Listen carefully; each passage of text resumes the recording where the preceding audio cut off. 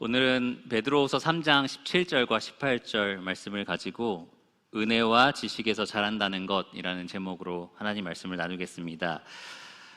특별히 3장 18절이 오늘의 핵심 본문이라고 말할 수 있는데요. 저는 가끔 제 책에 사인을 해달라는 요청을 받을 때가 있는데 제 사인을 하고 나서 꼭 베드로후서 3장 18절이라는 구절을 적어 넣습니다.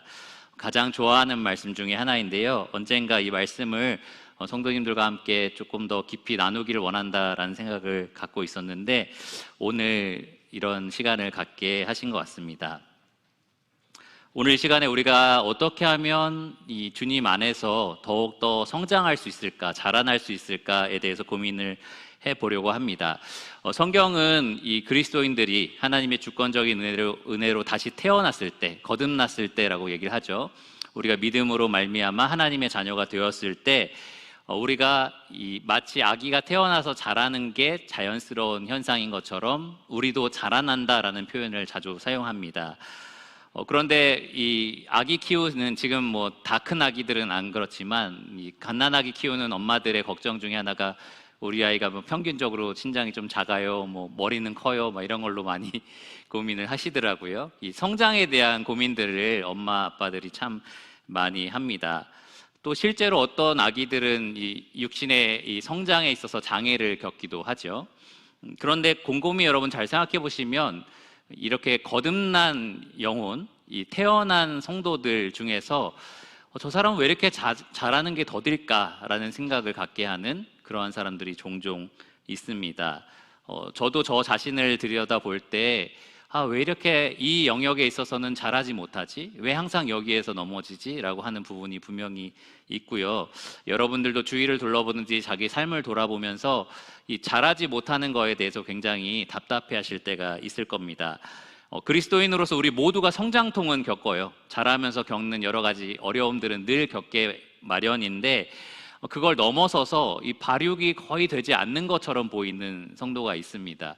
구원받은 지 10년, 20년이 됐다고 하는데 왜 똑같이 저렇게 분노할까? 또 왜 똑같이 이런 걸로 죄를 지을까? 이런 식으로 이제 의문을 불러일으키는 거죠.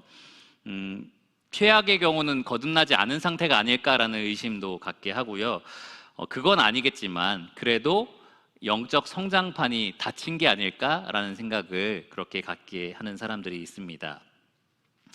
그런데 여러분, 육신의 이 성장에 장애가 있는 것처럼 영적인 그 성장에도 이 장애가 있을 수 있을까요? 다른 질문으로 좀 바꿔서 이 질문을 하면 우리의 영적 성장판이 닫혀서 이 사람은 절대 성장하지 못하는 사람이라는 게 존재할 수 있을까요?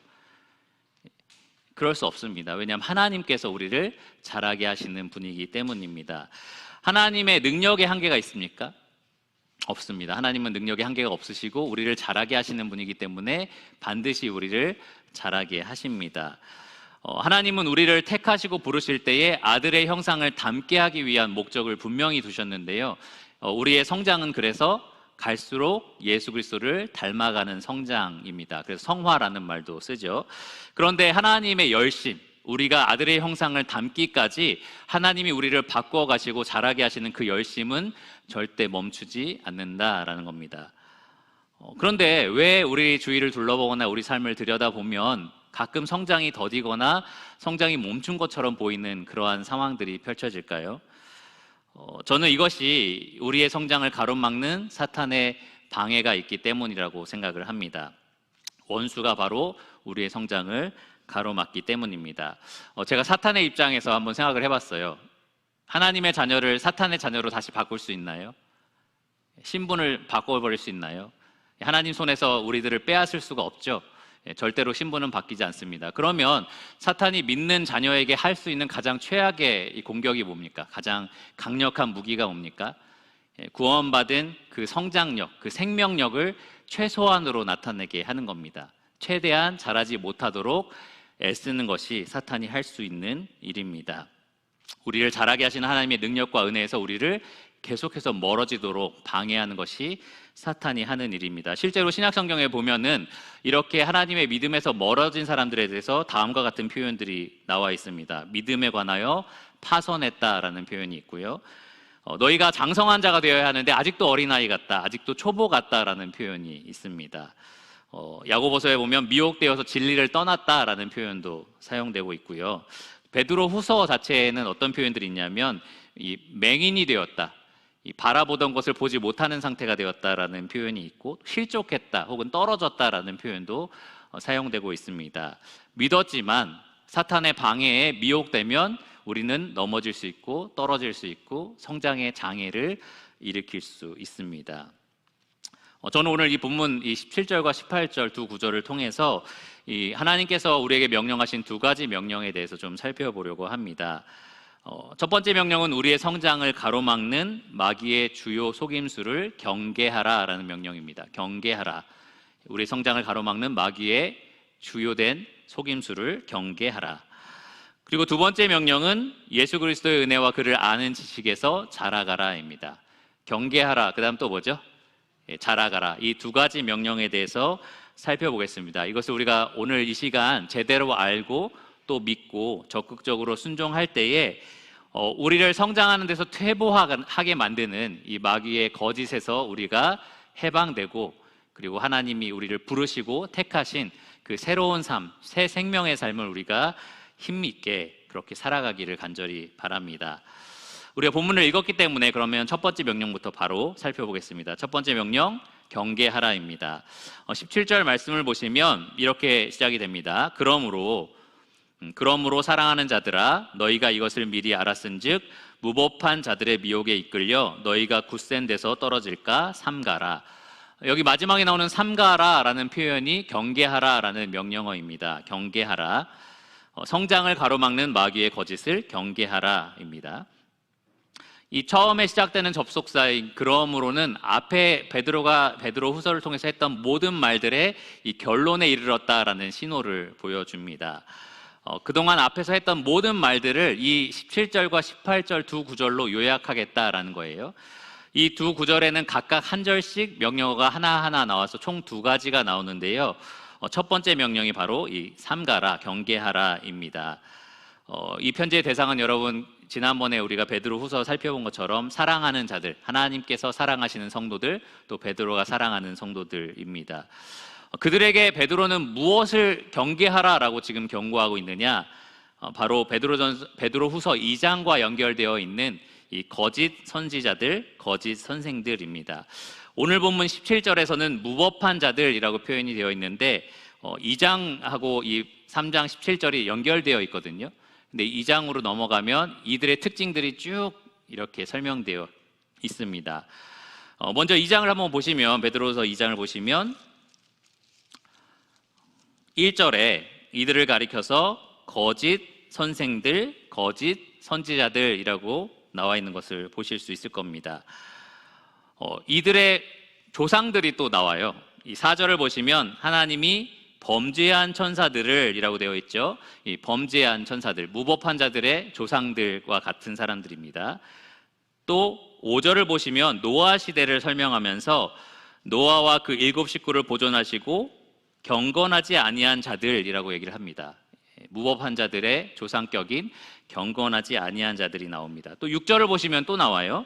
소돔과 고모라 성을 멸망하기로 정하여 죄가 되게 하사 후세에 경건하지 아니할 자들에게 본을 삼으셨으며 무법한 자들의 음란한 행실로 말미암아, 이렇게 이야기를 합니다. 그러니까 지금 베드로는 계속해서 전 세대에 있었던 경건하지 아니한 자들, 범죄한 천사들, 무법한 자들을 예를 들면서 이들이 지금 이 거짓 선지자, 거짓 선생들이 이들의 후세로서 경건하지 아니할 자들과 같은 맥락에 있다, 같은 동일선상에 있다라는 이야기를 합니다. 하나님을 거스르는 이 거짓에 미혹된 사람들은 시대를 불문하고 늘 있어 왔다라는 얘기를 하는 거예요. 이 베드로 시대뿐만 아니라 우리 시대에도 항상 하나님을 거스르는 자들은 존재합니다. 이들의 삶의 특징은 뭐라고 나와 있느냐? 하나하나 일일이 살펴보지 않겠지만 2장에 나와 있는 말씀들을 살펴보면 그들은 호색하고요, 그리고 탐심이 있고요, 또 음란하고 불법한 행실을 행하고 또 불의를 행합니다. 10절을 보시면 이렇게 나와 있어요. 특별히 육체를 따라 더러운 정욕 가운데서 행하며 주관하는 일을 멸시하는 자들. 자기 육체를 따라서 정욕대로 행하는 사람이 이들의 특징이고요. 그리고 주관자들, 특별히 주권자이신 하나님을 멸시하는 그러한 특징을 보입니다. 자기들만 이렇게 방탕하고 막 육체가 원하는 대로 살아가는 삶을 살 뿐만 아니라 많은 사람들을 그런 삶으로 미혹하는 사람들이에요. 그래서 14절을 보시면 이렇게 되어 있습니다. 음심이 가득한 눈을 가지고 범죄하기를 그치지 아니하고, 그 다음을 보세요. 굳세지 못한 영혼들을 어떻게 한다고요? 유혹하며, 유혹을 합니다. 그리고 18절도 보시면 그들이 허탄한 자랑의 말을 토하며 그릇되게 행하는 사람들에게서 겨우 피한 자들을 음란으로서 육체의 정욕 중에서 유혹하는도다. 그러니까 이 사람들은 자기들만 방탕하고 정욕적인 삶을 살 뿐만 아니라 굳세지 못한 사람들, 이 마음이 연약한 사람들, 믿음이 연약한 사람들을 유혹하는 일들을 한다라는 거예요. 자기들과 똑같은 삶을 살도록 그렇게 미혹을 하는 겁니다. 겨우 이 나쁜 행실에서 벗어나서 살고 있는 그런 사람들을 이 정욕으로 유혹을 해서 자기들처럼 살도록 그렇게 미혹하는 자들입니다. 여러분, 이런 사람들에 대한 기록을 보면서 이 사람은 정말 나쁜 사람이야, 아주 소수의 흉악한 별종들이야 라고 생각하실지 모르지만 그렇지 않습니다. 호색, 탐심, 음란, 이러한 불의, 정욕에 따른 삶, 성경이 전형적으로 묘사하고 있는 믿지 않는 사람들의 삶의 모습입니다. 세상적인 사람들의 전형적인 모습입니다. 로마서 1장이나 갈라디아서 5장에 보면 육체의 소욕에 따라 사는 사람들의 모습이 이와 같다라고 설명을 하는 거죠. 그런데 왜 사람들이 그러면 이러한 삶을 살아가고 있느냐? 그 근거가 무엇이냐가 굉장히 중요한데요. 바로 거짓 때문입니다. 베드로후서 2장 1절을 보세요. 2장 1절에 이 거짓 선지자들과 거짓 선생들에 대해서 이렇게 표현을 합니다. 그들은 멸망하게 할 이단을 가만히 끌어들여 자기들을 사신 주를 부인하고 임박한 멸망을 스스로 취하는 자들이라. 여기에 보시면 멸망하게 할 이단을 이라고 얘기를 합니다. 이단이 뭐예요? 거짓을 말합니다. 진리에서 벗어난 거짓을 말합니다. 이들은 이 거짓을 가만히 끌어들여서 자기들도 속은 거고 또 남들도 속이는 일들을 하고 있습니다. 특별히 베드로가 주목하고 있는 거짓이 있는데요. 뭐냐 하면 임박할 진노, 하나님의 심판을 부정하는 거짓입니다. 앞으로 아무 일도 일어나지 않을 거다, 이 땅이 전부다라고 생각하는 그들의 거짓입니다. 그것을 베드로후서 3장 3절과 4절에 이렇게 분명하게 기록을 했습니다. 3절과 4절을 보세요. 베드로후서 3장입니다. 먼저 이것을 알지니 말세에 조롱하는 자들이 와서 자기의 정욕을 따라 행하며 조롱하여 이르되 주께서 강림하신다는 약속이 어디 있느냐? 조상들이 잔후로부터 만물이 처음 창조될 때와 같이 그냥 있다 하니. 그러니까 우리 그리스도인들을 미혹하는 세상의 거짓 선생들, 일반적인 세상 사람들이 왜 정욕적인 삶을 사느냐? 이런 거짓을 철석같이 믿고 있기 때문입니다. 이 세상에 아무 일도 일어나지 않는다. 이 땅과 하늘은 있는 그대로, 옛날에 처음에 창조된 그대로 있을 뿐이다. 하나님 오시지 않는다라는 생각을 그들이 가지고 있는 겁니다. 하나님의 약속을 비웃고요, 이 땅이 전부라고 생각을 하는 겁니다. 이런 거짓이 그들의 현재 삶을 정욕적으로 만드는 거고요, 또 영원한 삶을 멸망으로 이끌어가고 있는 겁니다. 그리고 그러한 사람들과 함께 섞여 사는 우리가 경계하지 않으면, 정신 차리지 않으면 우리도 그들에게 미혹되어서 똑같은 삶의 길을 가게 됩니다. 우리 이 자리에서 많이 물어보죠. 여러분 정말 천국이 있다고 믿으세요? 천국이 있는 것처럼 사세요? 이런 질문들을 하는데 그냥 우스갯소리로 웃고 그렇게 못 사는 게 좀 그러네 이런 생각을 하는데요. 실제로 우리가 그렇게 살면 안 된다는 거예요.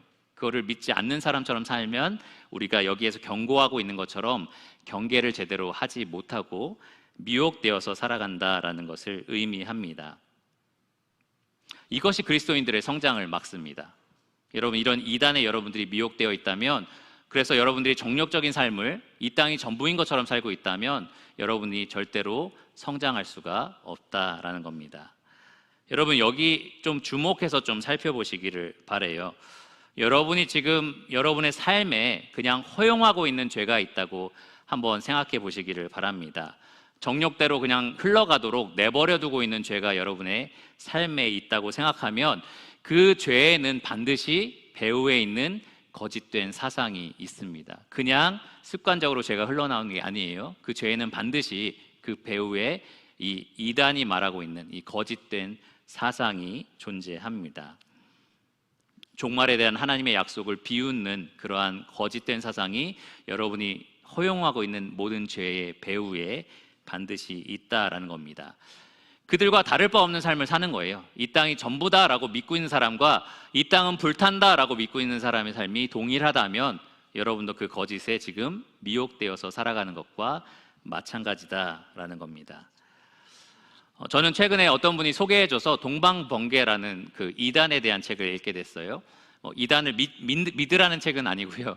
이단이 뭐가 잘못됐는지를 소개하는 책인데 정말 이런 걸 누가 믿어라는 생각이 들었어요. 그런 마음으로 그 책을 읽었습니다. 동방에서 번개가 치듯이 주님께서 재림하신다라는 말씀이 있잖아요. 동쪽에서 번개가 쳐서 서쪽으로 이른다라는 그 말씀을 어떻게 푸냐하면 동방인 중국에서 재림 예수가 나타나서 서방인 미국까지 뭐 유럽까지 복음을 전한다 뭐 이런 식으로 풀어요.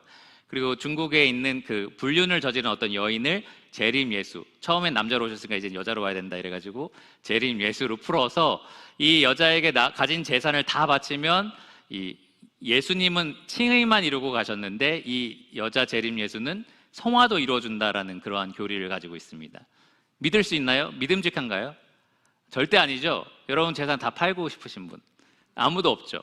그러니까 그러한 책이라든지 뭐 신천지에 대한 책이라든지 뭐 하나님의 교회 뭐 그러한 책들을 읽을 때에 도대체 누가 이런 데 속아 넘어가? 누가 이런 이단을 믿는 거야? 라는 생각을 우리가 종종 합니다. 그런데 여러분, 그러한 이단은 대표적인 이단이 아닙니다. 그리스도인들을 미혹하는 대표적인 이단은 그런 게 아니에요. 진짜 우리를 미혹하는 대표적인 이단이 있습니다. 그게 무엇이냐? 마귀의 거짓인데요. 하나님이 살아계신다면, 정말 살아계신다면 우리가 하지 않을 일들을 하게 만드는 거짓입니다. 하나님이 약속하신 그대로 심판하고 보상하시는 것이 사실이라면 우리가 절대 하지 않을 말이나 행동들을 그냥 하게끔 만드는 그러한 거짓입니다. 우리가 이 영원한 의의 나라, 새하늘과 새 땅을 바라보는 사람이라면 절대 취하지 않을 그러한 삶의 형태를 우리가 취하도록 만드는 그러한 거짓입니다.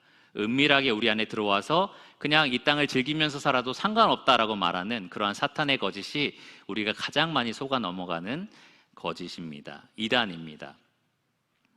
여러분이 혹시 이러한 이단에 빠져 있지 않은지, 이러한 거짓 사상에 미혹되어 있지 않은지 한번 잘 생각해 보시기를 바랍니다. 베드로는 이 베드로후서 3장 17절을 시작하면서 너희라는 말을 먼저 시작을 했어요. 그러므로 너희라는 말을 먼저 시작을 합니다. 원서에 보면 너희라는 말이 가장 먼저 나와요. 강조하는 건데요. 너희는 이들과 달라야 된다라는 것을 강조를 하는 겁니다. 왜 달라야 하는가? 17절에 보시면 이것을 미리 알았은즉, 이 세상 사람들이 모르는 이것을 너희는 알고 있지 않느냐라고 이야기를 합니다. 베드로서 3장 1절과 2절을 보세요. 그들이 미리 알고 있던 것에 대해서 다시 한번 이렇게 얘기합니다. 사랑하는 자들아, 내가 이제 이 둘째 편지를 너희에게 쓰노니 이 두 편지로 너희의 진실한 마음을 일깨워 생각나게 하여 곧 거룩한 선지자들이 예언한 말씀과 주 되신 구주께서 너희의 사도들로 말미암아 명하신 것을 기억하게 하려 하노라. 이미 그들이 알고 있는 구약성경과 신약성경을 통해서 이미 들어왔고 가르침을 받았던 것을 다시 한번 일깨워 주는 겁니다. 그리고 나서 3장 7절에서 13절까지 무슨 말씀을 하느냐? 이 세상 사람들이 부정하고 있는 종말에 대한 하나님의 약속을 다시 한번 일깨워 줍니다. 여러분도 알고 계시죠? 이 세상이 어떻게 될 건지 다 알고 계시죠? 이 오래된 땅과 하늘이 어떻게 될 건지, 새하늘과 새 땅이 다시 도래할 것인지, 하나님께서 다시 오시면 이 세상에 존재하는 모든 사람들을 어떻게 치리하시고 어떻게 보상할 것인지 여러분 다 알고 계실 겁니다. 하지만 다시 여러분을 깨우치는 마음으로 7절에서 13절까지를 한번 같이 읽어보기를 원합니다. 이 시간 성령께서 여러분에게 주시는 말씀입니다. 7절에서 13절까지 같이 읽겠습니다. 이제 하늘과 땅은 그 동일한 말씀으로 불사르기 위하여 보호하신 바 되어 경건하지 아니한 사람들의 심판과 멸망의 날까지 보존하여 두신 것이니라. 사랑하는 자들아, 주께는 하루가 천년 같고 천년이 하루 같다는 이 한 가지를 잊지 말라. 주의 약속은 어떤 이들이 더디다고 생각하는 것 같이 더딘 것이 아니라 오직 주께서는 너희를 대하여 오래 참으사 아무도 멸망하지 아니하고 다 회개하기에 이르기를 원하시느니라. 그러나 주의 날이 도둑같이 오리니 그날에는 하늘이 큰 소리로 떠나가고 물질이 뜨거운 불에 풀어지고 땅과 그 중에 있는 모든 일이 드러나리로다. 이 모든 것이 이렇게 풀어지리니 너희가 어떠한 사람이 되어야 마땅하냐. 거룩한 행실과 경건함으로 하나님의 날이 임하기를 바라보고 간절히 사모하라. 그날에 하늘이 불에 타서 풀어지고 물질이 뜨거운 불에 녹아지려니와 우리는 그의 약속대로 의가 있는 곳인 새 하늘과 새 땅을 바라보도다. 여러분 아멘 하십니까? 이 말씀을 진실로 믿으십니까? 여러분 10분 뒤에 이 건물이 무너진다는 것을 아는 사람과 모르는 사람의 삶이 똑같겠습니까? 그 행동이 똑같겠습니까? 절대 그렇지 않을 겁니다. 아는 사람은 어떻게 할까요? 모르겠다, 누워서 잠이나 자겠다 하겠습니까? 아니죠. 여기서 바로 벗어날 겁니다. 우리가 앞으로 주님께서 어떻게 하시겠다라는 종말의 약속을 알고 붙들고 사는 사람이라면 그거를 모르고 무시하는 사람들과 똑같은 삶을 살 수는 없는 겁니다. 그래서 베드로의 말씀처럼 여러분 경계하시기를 바랍니다. 오늘 밤에 주님이 정말 오신다면 당장의 여러분 삶에서 제거해야 될 죄들을 지금 처리하시기를 바랍니다. 여러분 주님이 오실 때까지 그 사람을 계속해서 미워하시겠습니까? 주님 오실 때까지 그 사람을 계속해서 용서하지 않고 마음속에 미움으로 간직하고 계실 겁니까? 여러분 주님을 대면하여서 직접 만나서 여러분 삶을 결산하는 그날이 오기까지 여러분 삶을 절제하지 않고 계속 방종한 채로 내버려 두실 겁니까? 그렇게 하지 않으시기를 바랍니다. 주님이 얼굴과 얼굴을 대하여서 여러분들을 보시고 직접 이렇게 물어보실 때 여러분이 여전히 가지고 있는 그 죄를 꺼내서 저 이거 아직도 처리 못했어요 라고 보여주시지 않기를 바랍니다. 그 어떤 죄도 여러분 삶에 허용되지 않게 여러분 계속해서 경계하시기를 바랍니다. 보초서는 병사가 이렇게 총을 내려놓을 수가 있을까요? 물론 실제로 군대에서 제가 보니까 막 내려놓더라고요. 뭐 옆에 거쳐놓고 막 사발면도 먹고 그러니까. 근데 그게 FM이라고 우리가 말하는 정식은 아니죠. 원래 이 보초서는 군사는 절대로 방심해서는 안 됩니다. 보초서는 것을 미뤄둬서는 안 된다라는 거예요. 여러분의 마음을 경계하는 것, 이 사단의 거짓과 미혹으로부터 막아내는 것, 감시하는 것을 절대로 미루지 마시고 멈추지 마시기를 바랍니다. 매일 아침 눈을 뜰 때 이렇게 시작하면 좋을 것 같아요. 오늘 밤 주님이 오신다라는 것을 가정하고 내가 내 삶에서 어떤 것을 제거할 수 있을까? 내가 내 삶에서 어떤 것을 정리할 수 있을까라는 것을 아침마다 고민하고 시작하시기를 바랍니다. 두 번째 명령은 자라가라입니다. 18절에 기록되어 있어요. 자라가라. 성장을 일으키는 예수님 안에서 자라가라입니다. 18절 말씀은 이렇게 시작합니다. 오직 우리 주 곧 구주 예수 그리스도의 은혜와 그를 아는 지식에서 자라가라. 영광이 이제와 영원한 날까지 그에게 있을지어다. 앞에 있는 오직이라는 이 말은 17절과 18절이 붙어 있다는 것을 보여줘요. 그러니까 17절 말씀만 순종한다고 되는 게 아니라 18절도 한 쌍으로 된 명령으로서 같이 순종해야 된다라는 겁니다.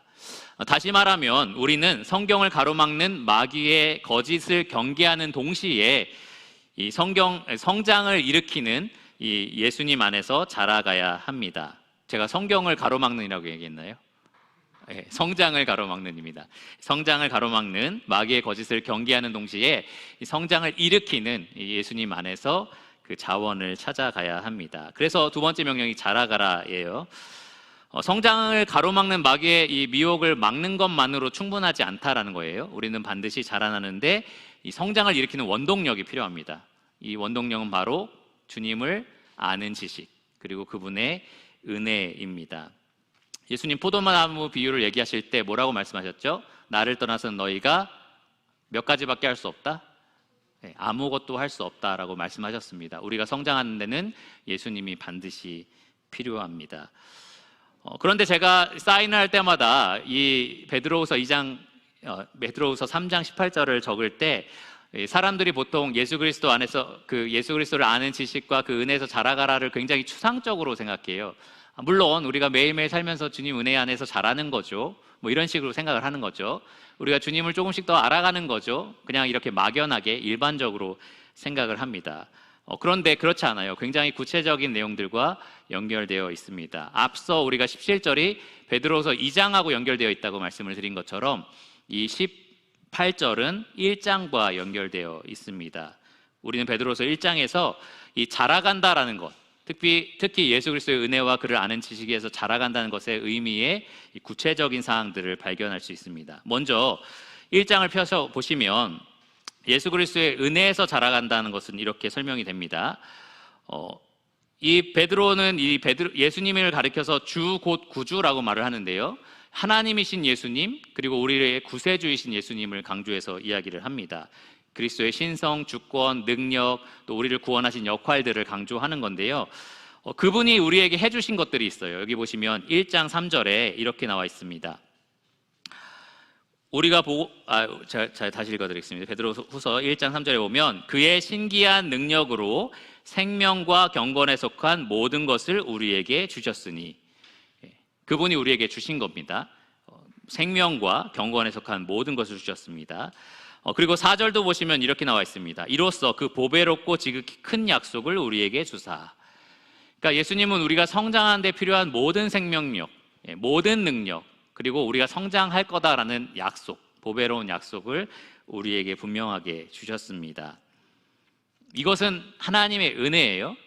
우리가 원한다고 주신 게 아니고 우리가 노력해서 행위로 얻어낸 것도 아닌 하나님의 은혜입니다. 1장 10절을 보시면 이렇게 베드로가 성도들에게 명령을 하는데요. 그러므로 형제들아 더욱 힘써 너희 부르심과 택하심을 굳게 하라. 이 명령이 굉장히 신기한 게 부르심과 택하심은 누가 한 거예요? 이 성도들이 자기들이 스스로 부르고 스스로 택한 건가요? 그렇지 않습니다. 하나님이 불러주신 거고요. 하나님의 은혜로 그들을 택해 주신 겁니다. 그러니까 하나님께서 은혜로 하신 일들을 굳게 붙잡고 있으라라는 명령들을 지금 주고 있습니다. 그러니까 하나님은 은혜 안에서 자라게 하신다라고 약속하실 뿐만 아니라 실제로 우리를 자라나게 하시는 분입니다. 4절을 보시면 이렇게 되어 있어요. 이 약속으로 말미암아 너희가 정욕 때문에 세상에서 썩어질 것을 피하여 신성한 성품에 참여하는 자가 되게 하려 하셨느니라. 예수님께서 우리를 은혜로 이 썩어질 정욕적인 삶을 버리게 하시고 신성한 성품에 참여하는 자로 우리를 자라나게 하신다라고 분명하게 말하고 있습니다. 그리고 5절에서 7절을 보시면 예수님이 우리에게 주신 선물인 믿음뿐만 아니라 거기에 무언가를 계속해서 더해 주신다라는 약속이 있어요. 여기 덕, 지식, 절제, 인내, 경건, 형제우의 사랑, 이것들을 우리가 더할 수 있는 근거는 예수님이 우리에게 모든 신령한 능력과 또 생명력을 허락하셨기 때문입니다. 요컨대 하나님의 은혜가, 예수님의 은혜가 우리를 자라나게 한다라는 거예요. 그런데 여러분, 보통 우리가 은혜 안에 자란다라고 하면서 지식을 얘기하면 왜 지식이 나올까라고 생각을 하는데요. 베드로서 1장을 보시면 예수님의 은혜와 그분을 아는 지식이 뗄래야 뗄 수 없는 관계다라는 것이 너무나 명확합니다. 2절을 보시면 인사말에서 베드로는 은혜와 평강이 너희에게 더욱 많을지어다라고 인사를 하는데 그 앞에 뭐라고 나와 있어요? 하나님과 우리 주 예수를 알므로, 그분을 알아갈수록 우리는 은혜를 더욱 풍성하게 누릴 수 있습니다. 또 3절을 보세요. 아까 말한 그의 신기한 능력으로 생명과 경건에 속한 모든 것을 우리에게 주셨다라고 하는데 그 다음 구절을 보세요. 이는 자기의 영광과 덕으로서 우리를 부르신 이를 알므로 말미암아.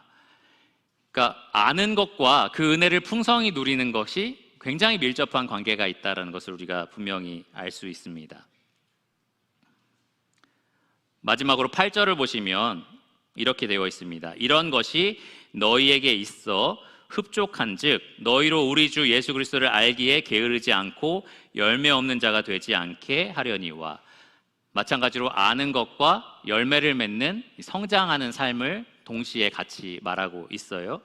그러니까 우리는 그냥 나 하나님 은혜 알아, 은혜를 많이 경험했어 이렇게만 말할 수 있는 게 아니에요. 우리는 그분을 아는 것으로 말미암아 그분의 은혜를 누릴 수가 있습니다. 은혜도 있어야 되고요, 지식도 분명히 있어야 합니다. 한 가지 더 말씀을 드리면, 이 지식은 그냥 주관적인 지식이 아니에요. 내가 그냥 예수님을 이렇게 경험했어, 내가 오늘 살아봤는데 예수님 나한테 이렇게 말씀하셨어 라는 그러한 주관적인 지식에 중점이 있는 게 아닙니다. 여기 1장 12절에서 21절을 보면 베드로는 변화산에서 자기가 경험한 예수님의 영광을 얘기해요. 내가 직접 봤다, 그분이 얼마나 영광스러운 분인지 모른다라고 얘기를 하고요. 그런데 그것보다 더 확실한 예언이 있는데 그게 바로 하나님의 말씀이다라고 얘기를 합니다. 그러니까 우리가 그리스도를 아는 지식을 얻는 것은 삶을 통해서 얻을 수도 있지만, 가장 확실한 지식은 바로 이 성경 말씀을 통해서 우리가 얻을 수 있는 것입니다. 우리가 이렇게 하나님의 은혜 그리고 예수 그리스도를 아는 지식에서 계속해서 자라갈 필요가 있다라는 거예요. 그런데 여러분, 잘 생각해 보시면 앞서 제가 말씀드린 경계하라는 명령을 우리가 순종은 하고 싶은데 이 자라가라라는 명령에 순종하지 못할 때가 굉장히 많습니다. 예를 들면 제가 너무너무 미워하는 형제가 있어요. 실제로 없습니다. 근데 있다고 생각해 보세요. 정말 너무너무 미워하는 형제가 있어요. 근데 저는 죽어도 주님 앞에 갈 때까지 미움을 갖고 가고 싶진 않아요. 예수님 앞에 갔을 때 주님, 저는 1만 달란트 빚진 자랑 똑같아요. 주님께 모든 것을 탕감받았지만 이 형제는 도저히 용서 못하고 올라왔어요. 이런 식으로 주님 만나고 싶진 않은 거예요. 그러니까 어떻게든 이 형제를 용서하고 싶고 진정으로 사랑하고 싶긴 한데, 내 안을 아무리 뒤져봐도 그 형제를 사랑할 힘이 존재하지 않는 겁니다. 그럴 때 여러분 종종 느끼시죠? 혹은 내가 계속해서 싸우고 있는 이 죄를 주님 만날 때까지 계속 붙들고 있고 싶지 않은데, 이 죄를 제거하고 주님을 만나고 싶은데 정말 이 죄랑 싸울 수 있는 힘이 내 안에 부족한 겁니다. 그럴 때에 여러분, 이 두 번째 명령을 생각하셔야 합니다. 우리 안에 힘이 있는 게 아니라는 거예요. 우리 밖에 힘이 있습니다. 우리 안에 힘이 있는 게 아니라 예수 그리스도 안에 능력이 있습니다. 그분의 은혜가 우리를 자라나게 하고요, 그분을 아는 지식이 그분의 은혜를 더욱더 풍성하게 경험하게 합니다. 여러분, 핸드폰 매일매일 충전하시죠? 혹시 일주일에 한번 충전해도 되는 분, 투지폰 쓰시는 분들 그럴 수 있는데요, 보통 스마트폰을 쓰시는 분은 거의 매일 충전을 하실 겁니다. 충전 안 하면 어때요? 스마트폰이 그냥 계속 평생 가나요? 그렇지 않죠? 그러면 곧 방전되어서 제 기능을 전혀 하지 못하게 됩니다. 그러니까 여러분, 늘 잊지 않고 매일매일 충전을 하고요, 또 때로는 이게 보조 배터리 같은 걸 갖고 다니면서 틈틈이 계속 충전을 하실 거예요. 마찬가지로 우리가 영적으로 성장하기를 원한다면 여러분 반드시 이 예수님의 은혜로 충전하셔야 합니다. 날마다 이 예수 그리스도의 은혜를 여러분 삶에 채워 넣으셔야 합니다. 어떻게요? 은혜가 임하기를 바랍니다 이렇게 말하는 것으로 아닙니다. 예수 그리스도를 아는 지식을 통해서, 하나님 말씀을 통해서 더욱 확실한 예수 그리스도의 영광을 보여주는 성령의 감동을 받은 이 예언의 말씀을 통해서 이 예수 그리스도의 영광을 여러분 삶에 계속해서 채워 넣어야 합니다. 근데 참으로 안타깝게도 저를 포함해서 많은 그리스도인들이 이 예수 그리스도의 은혜를 제한하면서 살아가요. 그러니까 그리스도의 은혜는 참 무한한데 우리는 그리스도의 은혜가 한 이 정도다라고 늘 제한하면서 살아가는 것 같습니다. 제가 언제 종종 그걸 느끼냐 하면, 우리가 매주 드리는 만찬 예배에 이 만찬 떡을 떼면서 이게 나를 위해서 찢기신 몸이고 흘리신 피다라고 말을 하고 있는데 내 안에 감동이 없는 거예요. 그냥 늘 하던 거고 매너리즘에 빠져 사는 것처럼 느껴질 때가 종종 있습니다. 그럴 때 내가 이 형식의 문제가 아니라 예수 그리스도의 은혜에 대해서 내가 이 정도로만 생각을 하고 있었구나라는 생각이 종종 듭니다. 여러분, 그리스도의 십자가라는 말을 들을 때 감동이 되십니까? 너무 많이 들었죠. 저도 초등학교 5학년 때 구원받고 지금까지 한 20년 넘게 계속 신앙생활을 했으니까 그리스도의 십자가 매번 강대상에서 듣는 얘기잖아요. 그러니까 어느 순간 감사한데 그렇게까지 감사한가? 라는 생각이 들 때도 있는 거예요. 내가 그렇게 느껴지지 않는 거죠. 어떤 느낌이냐 하면 매일매일 십자가라는 말을 들었을 때, 이 십자가에 대한 말씀을 들었을 때 새로운 감동, 새로운 은혜가 내 삶에 넘치는 게 맞는 건데, 마치 이 정해진 어떤 하나님의 은혜를 계속 우려내고 또 우려내서 먹고 있는 그런 느낌인 거예요. 그러니까 마치 예수님의 은혜가 그 정도라서 어떻게든 내가 먹으려고 노력하는 그러한 자신을 발견할 때가 있습니다. 둘 중에 하나가 문제죠. 예수님의 은혜가 정말 그 정도이든지 아니면 내 마음이 채워지지 않는 것이든지 그 둘 중에 하나의 문제입니다. 뭐가 문제일까요? 내 마음의 문제입니다. 그래서 데인 오틀런드라는 사람이 우리가 몰랐던 예수란 책에서 이렇게 우리에게 물었습니다. 당신과 내가 그리스도의 교제에 관해서 얕은 물에 겨우 발가락 하나를 담그고서 드넓은 바다를 경험했다고 착각하고 있는 것은 아닐까? 예수님 안에서 경험해야 할 것이 상상했던 것보다 훨씬 더 많은 것은 아닐까? 어떻게 대답하시겠습니까? 그렇다입니다. 그리스도의 은혜의 특징은 우리가 에베소서를 통해서 계속 살펴보고 있지만 그 은혜의 지극히 풍성함입니다. 풍성함이라는 뜻은 가득 차고 넘친다인데요. 그걸로 부족해서 지극히라는 말을 갖다 붙였어요. 너무나 가득 차고 너무나 넘친다라는 의미입니다. 에베소서 2장 7절에 보면 그래서 오는 여러 세대에, 다른 말로는 영원히 나타낸다라는 표현을 씁니다. 영원히 나타내도 부족함이 없는 예수 그리스도의 은혜다라는 얘기예요. 그 정도로 풍성하고 차고 넘치는 은혜를 여러분 얼마나 느끼고 얼마나 채우면서 살아가고 계시는지 생각해 보시기를 바랍니다. 매일 여러분 예수 그리스도의 은혜가 필요합니다. 매일 성경을 통해서 그 은혜를 여러분 삶에 채워 넣으셔야 합니다. 매일 성경 읽기를 하고 있는데도 잘 채워 넣지 못하는 분들이 계세요. 저도 종종 그런데요.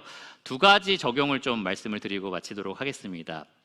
성경을 읽으실 때 이 두 가지를 좀 생각하면서 읽으시면 예수 그리스도의 은혜를 여러분 마음에 좀 채우는 데 도움이 되실 겁니다. 첫 번째는 이 낮추기고요. 두 번째는 높이기입니다. 낮추기와 높이기. 낮추기는 우리를 낮추는 거예요. 이 예수님의 은혜를 모르고 이제는 좀 당연하게 여기는 사람들의 특징은 굉장히 교만하다는 겁니다. 우리가 어떤 사람이에요? 우리가 무엇이 합당한 사람이었죠? 지옥이 합당한 사람이었고 영원한 멸망이 합당한 사람이었고 심판밖에는 우리에게 주어질 것이 없는 사람이었습니다. 그런데 어느새 주님 저에게 이것도 안 주시다니 너무하네요. 주님 이것도 안 해주시다니 주님은 너무하네요. 이런 식으로 우리가 굉장히 높아진 사람이 된 거예요. 그러니까 하나님이 아무리 자기 아들을 우리를 위해서 바치셨다 하더라도 지금 나에게 주지 않는 이것과 저것 때문에 그 은혜를 우리가 헤아리지 못합니다. 그래서 성경을 읽으실 때 내가 얼마나 낮은 사람인가, 내가 정말 하나님 앞에서 얼마나 천한 사람인가를 계속 생각하면서 읽으시기를 바랍니다. 특별히 요즘에 예레미야를 읽고 있는데 저는 이스라엘 백성을 보면서 이 정도면 그냥 다 쓸어버려야 되는 거 아니야? 이런 생각을 이렇게까지 말을 안 듣는데 여기 예레미야를 통해서 통곡을 하면서 돌아오라고 얘기하는데도 결국에는 버린 거잖아요. 하나님을 우상 숭배하고 이 정도면 이 백성은 진짜 제거해야 된다라는 생각이 드는데 이 생각을 가지고 성경을 읽는 겁니다. 이게 바로 나다. 이게 바로 나다. 매일 예수님을 부인하고 매일 부정하는 이게 바로 나구나. 이런 나를 호흡하게 하시고 이 말씀을 읽게 하시고 주님을 위해서 살게 하시고 이 모든 것이 다 은혜구나라는 생각을 갖게 합니다. 여러분 낮추셔야 됩니다. 겸손한 마음으로 성경을 읽으시고 회개하시기를 바랍니다. 두 번째 높이기는 누구를 높이는 걸까요? 예수님을 높이는 겁니다. 예수님을 경외하는 태도를 가지고요 예배하는 행위를 갖는 겁니다. 성경을 읽으면서 계속해서 예수님을 높여드리는 거예요.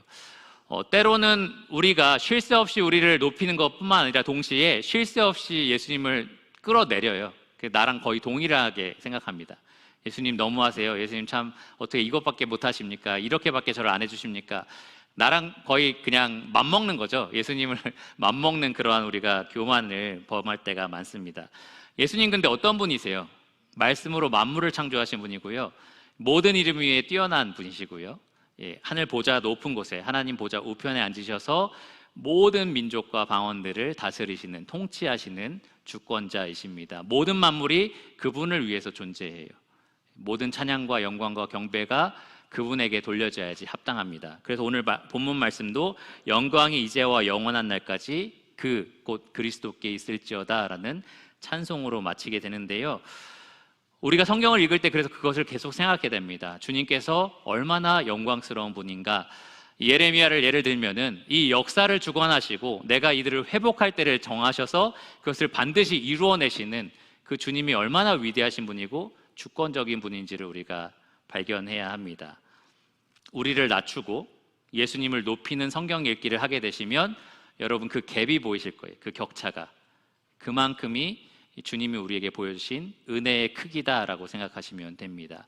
하늘보다 높은 곳에서 낮고 천한 우리까지 찾아오신, 하늘보좌에 앉으셨던 예수님께서 십자가에 죽기까지 자기를 낮추셨다라는 것, 그것이 바로 주님이 보여주신 은혜의 지극히 풍성함입니다.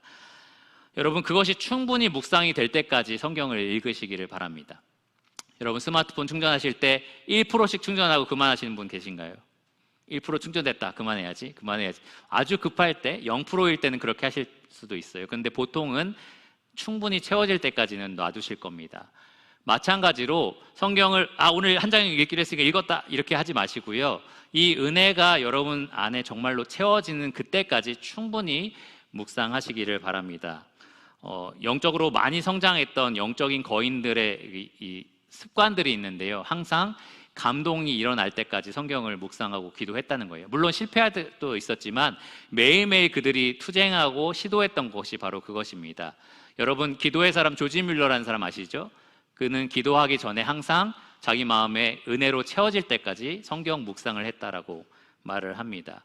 채워질 때까지 계속해서 충분히 하나님의 말씀을 묵상하시기를 바랍니다. 자, 우리 주변의 이 아기들을 보면 특히 엄마들, 이 아기가 도대체 언제 커서 어른이 되려나라는 생각하실 거예요. 그렇죠? 저도 조카들이 있는데 제가 도대체 언제 커서 대학생 되지라고 생각할 때가 종종 있습니다. 그런데 이제 다 키워보신 부모님들은 어떠세요? 키우다 보면 언젠가 돼라고 얘기를 하실 거예요. 그렇죠?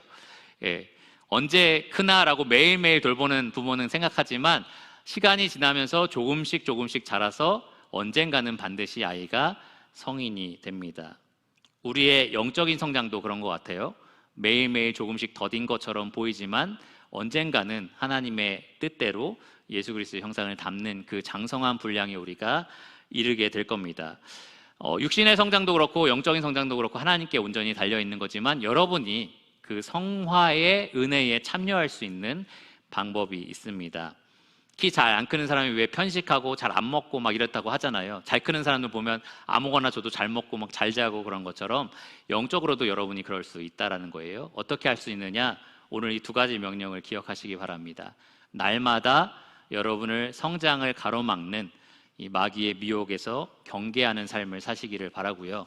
두 번째로 날마다 이 예수 그리스도의 은혜와 그를 아는 지식에서 자라나는 그런 훈련을 하시기를 바랍니다. 그러면 더디더라도 조금씩 자라서 주님 만나는 그날에는 정말 장성한 분량에 이르러서 그분의 칭찬을 받는 여러분들이 되실 겁니다. 기도하고 말씀을 마치겠습니다.